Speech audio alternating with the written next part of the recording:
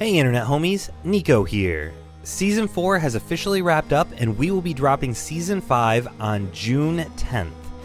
In the meantime, we're going to be giving you some fun episodes every week to hold you over. Each one of the Fools has picked their 3 favorite moments from the last 4 seasons that they would like to share with you.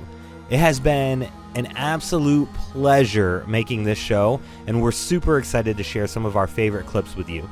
We also would love to hear your favorite moments from the show as well, so be sure to shoot us a message on any of our social media accounts, or if you're feeling particularly froggy, you could dive into our Discord and let us know in person. Details for our social media and our Discord will be in this episode's description. Now, on to the clips, and I hope you enjoy.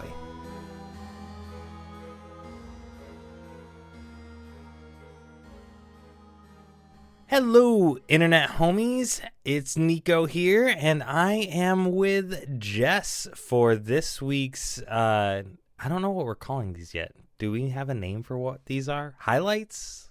Previous season? Epic moments? Yeah,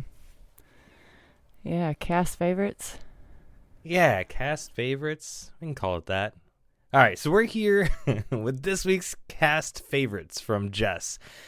And so we're going to go through real quick like what we've done with the other ones at this point and just talk real quick briefly about each scene. And she's going to have 3 scenes and then we'll wrap it up. Easy enough. Easy peasy. Oh, yeah. So, Jess, also known as Ayda. That would be me. You doing all right? I'm doing great. You doing great? Are you ready for season 5? I am. What kind of tumfuckery are we going to get into now? I don't know. I'm looking forward to it, though. Okay, so let's dive right in. What is your first scene that you want us to replay? I believe it was in the episode The Fellowship of the Amulet. So that one would be my first one. When was that? Like season 2?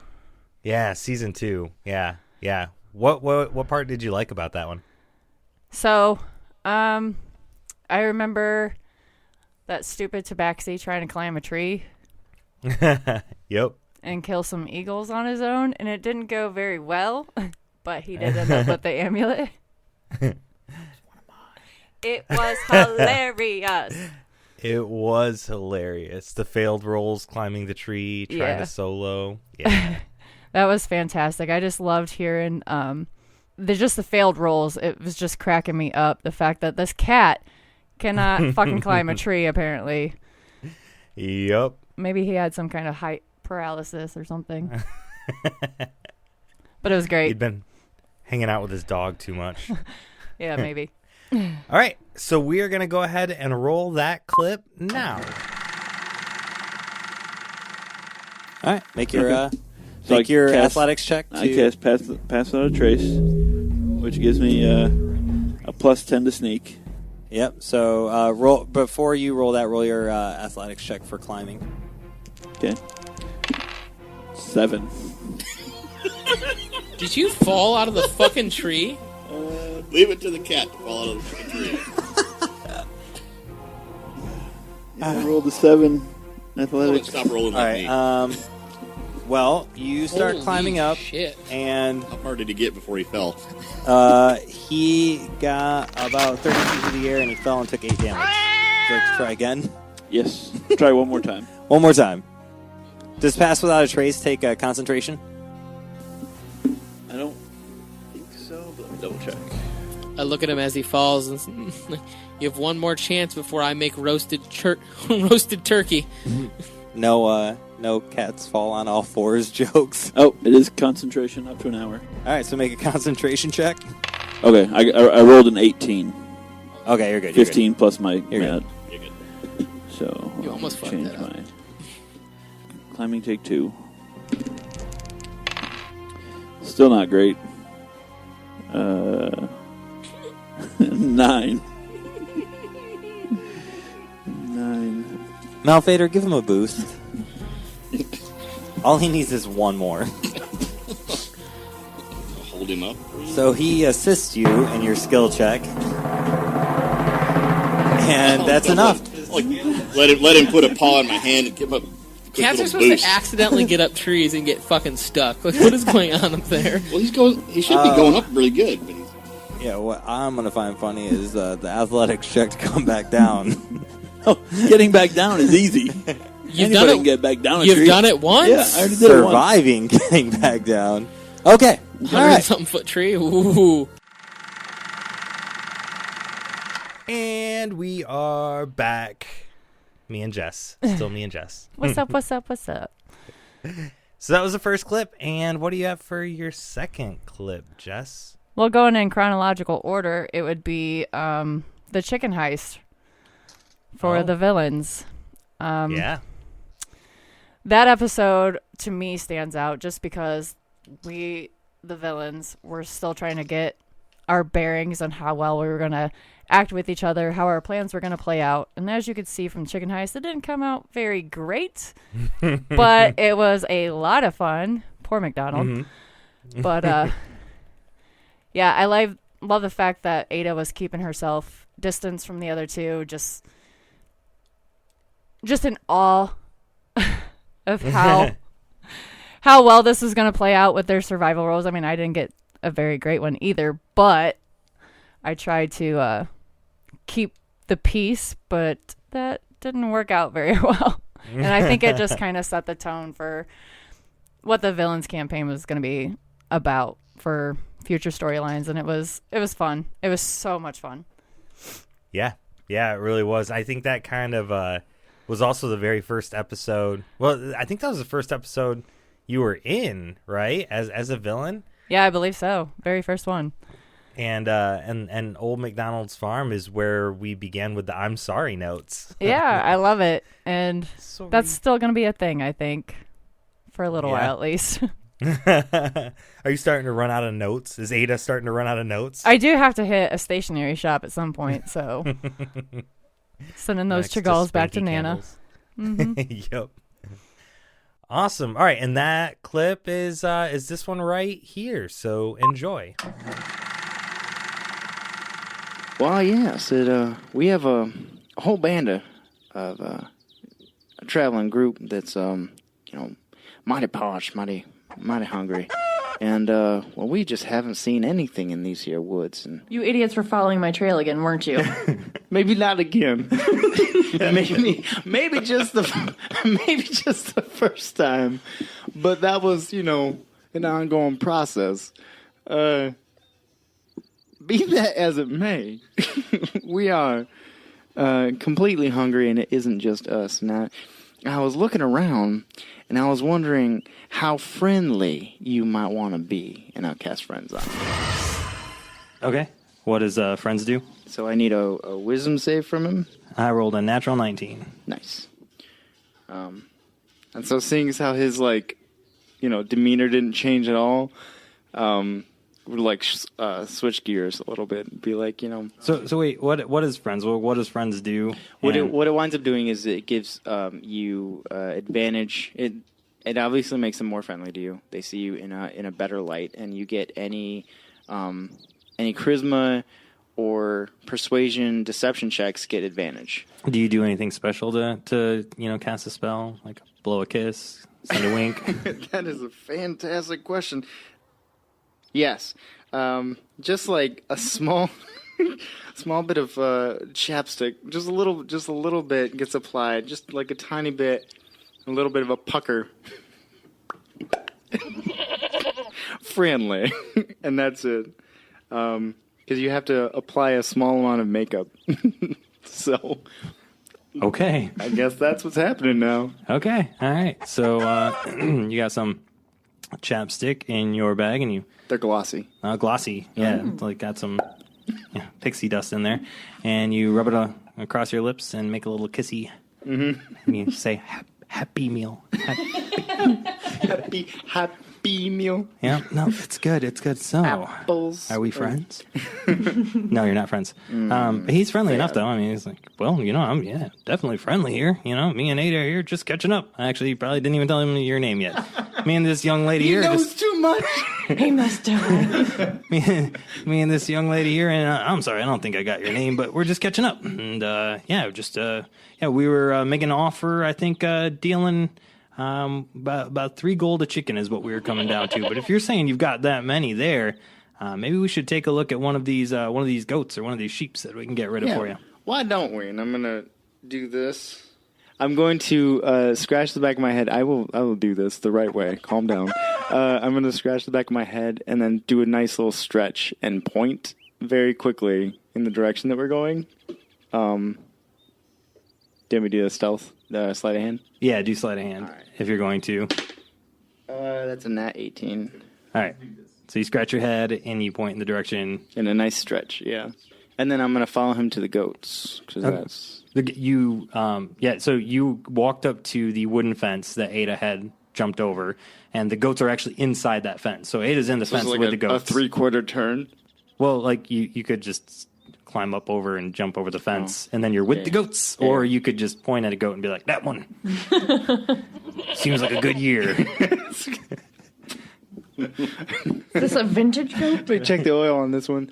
The stretching and pointing wasn't for the farmers and whatnot.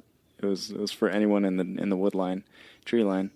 Wink. Yeah. So then he would just follow into the gate, into the corral area and look at the pens. That's what it is. Yeah. Pens where the goats are, and start taking a look at goats. Okay. How close is everyone together and to the goats? Fireball. Jesus. So Ayda is standing right next to Norm and Ronnie, and they're like right in front of the entryway still. And so the pen comes out, and the barn is closer to where you are standing right now, Francis. So it's closer to the hunting trail, and then the house is beyond that. The gate to the little fenced-in area is on the side that the house is on, so it's farthest away from you. It's opposite side of the fence away from you. Yeah, I'm going to cast Hypnotic Pattern. Okay. On those goats and Ayda, and the farmers. Okay. On a failed save, the creature becomes charmed for the duration. While charmed by this spell, the creature is incapacitated and has a speed of 0. The spell ends for an affected creature if it takes any damage or if someone else uses an action to shake the creature out of its stupor. Okay. So, and it just hits everyone indiscriminately? 30-foot cube. Okay. Norm got an 8. And Ronnie, got a 10. Yeah, it's 16. So, Ayda, what'd you get? 13. So then I'm going to sprint and yell at Hesh to give Ayda a shake and grab a goat. Either side of the pen, I'm going to open it and take a goat or two. And then there's 2 of them that are stunned. Yeah. Then take them and then bump into Ayda and be like, time to go. And then start heading out. Okay, so when I'm woken, I guess I take my 6 coins back from the farmer and dash. And I've already got a rope my out chicken with an arrow tied to it, so I'm gonna quickly tie that around the necks of the 2 goats and just drag them along. All right, and we are back. So that was the chicken heist clip, the second one from Jess / Ayda / Dolly Parton and / Ivana. / Ivana. Thank you. I forgot a few. I remember that one. Yeah. So what's our third one then? I don't remember the episode name, but I wanted to coin it Ayda's first time because Ayda has magic, and I guess she just discovered it that episode, and she was just all about it. Like, yeah, let's see what this does. Just figuring out who she is a little bit more and the powers that she has. It's going to be fun to see where else she can go with those. Interesting. Yeah, is that the one when you guys were on the boat and there was the ghost? Yeah. And you were with Hesh? Yeah. I scared a ghost. Mm-hmm. That was fun. And then I later did it again down the line. Yep. Didn't work as well, but the first time it was great. Started casting those spells, and now you can't stop. Yeah, it's going to be fun. I've got quite the arsenal, and I'm ready to explore them. And that clip is this one right here. So enjoy.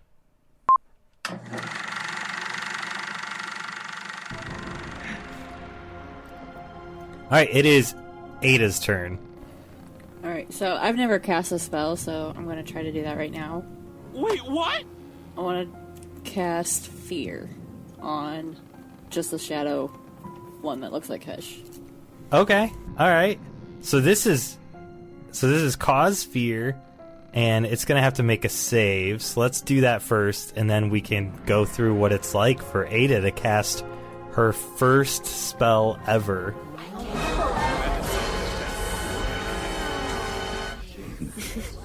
Alright, yeah, they need a wisdom saving throw of 14. All right, and you did it on the shadow version of Hesh? It actually says that I can target an additional one, but I'm not sure how that works. If you cast it as a second level spell, you can, yeah. But it still means it has a range of 60 feet, but can hit an additional one as long as it's within 30 feet of the other, correct? Yes. Okay, Yep. perfect. You could do That's both. what I want to do. So you cast it to hit both people. The shadowy Hesh makes it, but the snake, Nega Hesh. the snake figure, the snake figure does not make it. So your first time casting a spell ever, it critically failed. So what does all of this look like for Ayda casting Fear and a critical failure on the snake silhouette? Like, to cause fear, I would just, like, put on, like, a threatening stance to try to intimidate, because I've never really done it before, so I'm just trying to figure out what I'm doing. So I'll try to get in that, like, boxer stance, kind of ready to attack.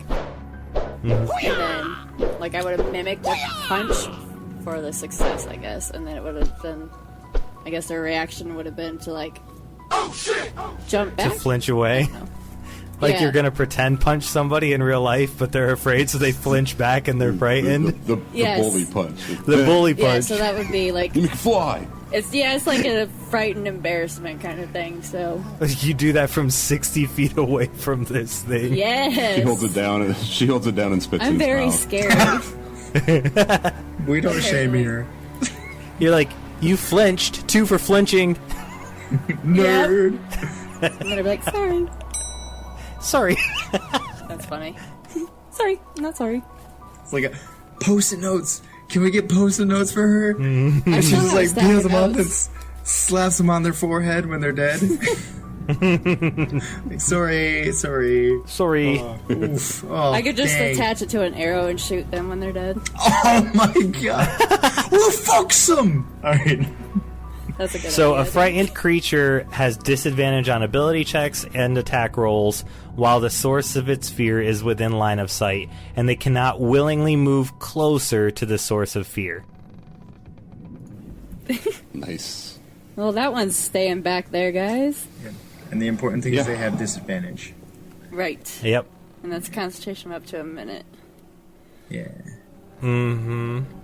Alright, do I have another action or not? I don't know.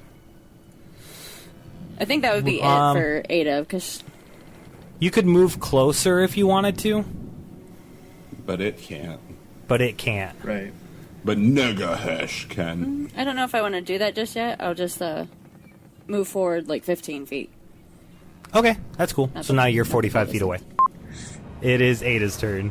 I will move forward like 10 feet. And then I want to cast Blade Ward. Okay. So I draw the sigil in the air, sigil of warning in the air, and I will have resistance against bludgeoning, piercing, and slashing damage dealt by weapon attack. So just trying things out here. Yeah, no, that's brilliant. And you're standing over the hole, like where you can see in the hole now, where the one Okay.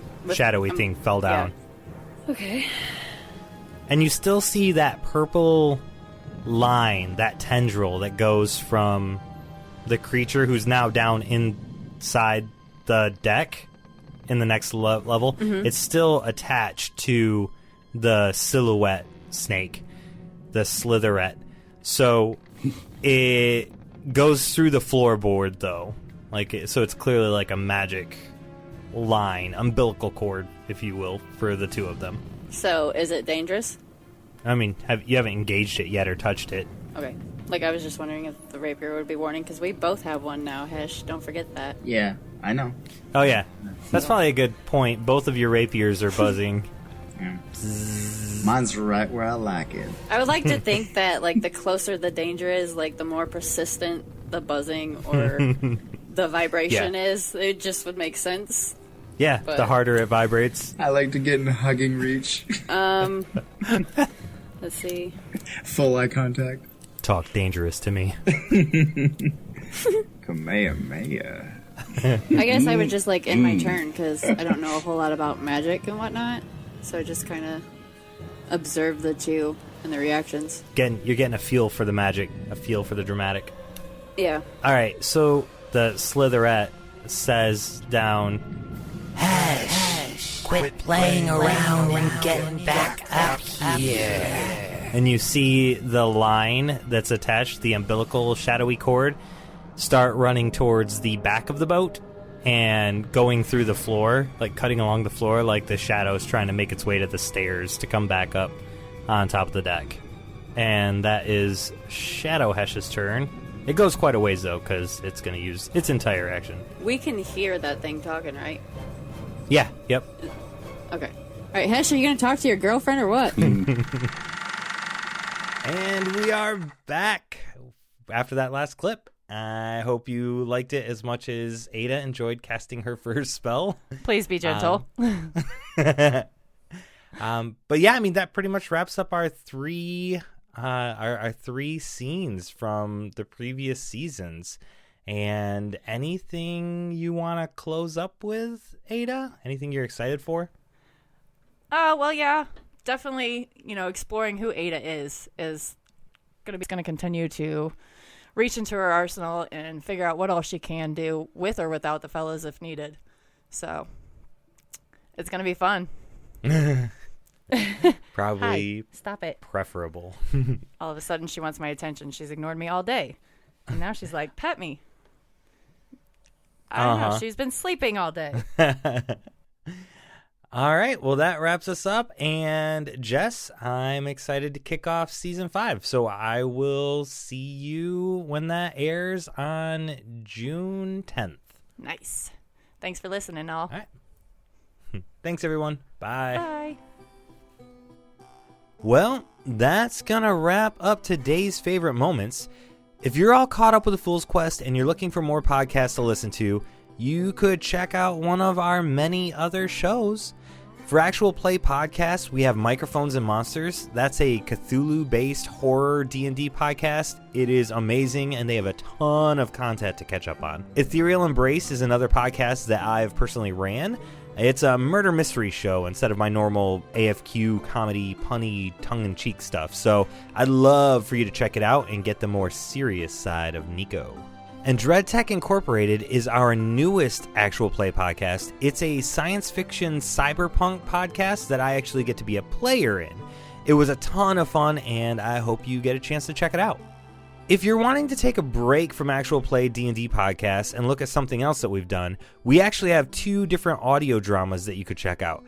The first is Into the Night Anthology. It's a bunch of short stories that are narrated by Nari Kwok and written by Caroline Giamanco. They are super, super good. They're very, very short, but they're amazing, and I would highly recommend them to anyone. If you do look that one up, make sure you check out Into the Night Anthology. Put Anthology at the end, because there's a lot of podcasts that have Into the Night in the title out there, so it's a little confusing. But that's how you get it. Check it out. And then the second audio drama that we have is Styx Shift Incorporated. That's Styx with an S at the end and at the beginning. So Styx Shift Incorporated is a science fiction show written and produced by our own Dietrich Marie Bowie. You can find all of these shows and more on our website, afoolsquest.com. All right, that's enough for me. I will see you guys next week. And remember, be safe, we love you all, and stay foolish.